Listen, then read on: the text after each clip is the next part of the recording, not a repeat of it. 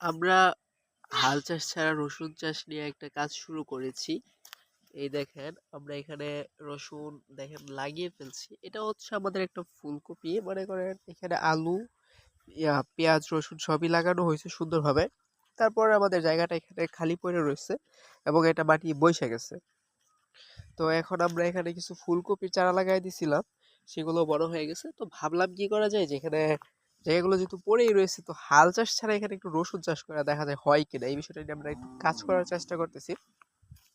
আজকে হচ্ছে আমরা এখানে রসুন লাগাইতেছি, আপনারা দেখতে পারতেছেন এই যে সুন্দরভাবে দেখেন ডাইরেক্ট লাগাই দিছি। আমরা জানি না কি হবে।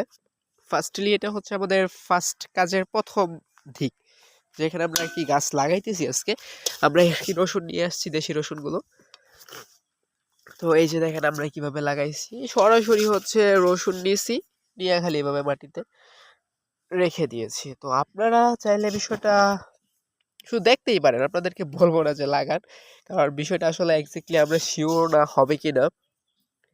যদি আমাদেরটা হয় তাহলে তো আমরা তো সবগুলো আপডেট দিব ইনশাল্লাহ।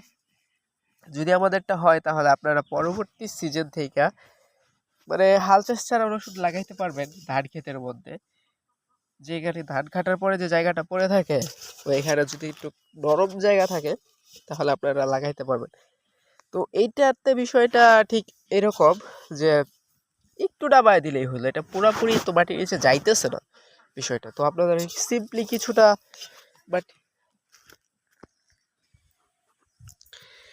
এই যে দেখেন সিম্পলি ভাবে একটু দূরত্ব বজায় রাখা, এভাবে মাটিতে বীজগুলো, রসুনের কোয়াগুলো যেগুলো আছে এগুলো এভাবে রেখে দিবেন।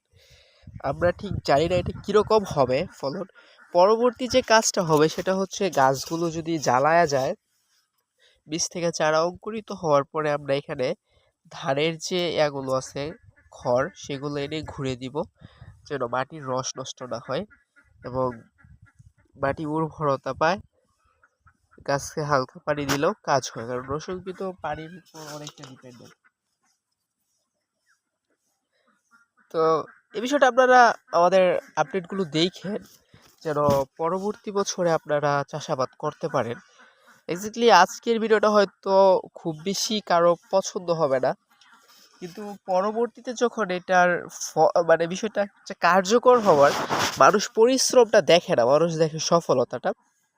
যখন আমরা এটা সফলতার দ্বার প্রান্তে চলে যাব বা সফল হব, তখন আপনারা এই বিষয়টা নিয়ে ভালো ভিডিওটা লম্বা সময় ধরে দেখবেন, শেষ করবেন, এই আর কি। তো আজকের ভিডিওটা এই অবধি, লম্বা করলেও লাভ নাই, ছোট করলেও আপনারা দেখবেন না তেমন।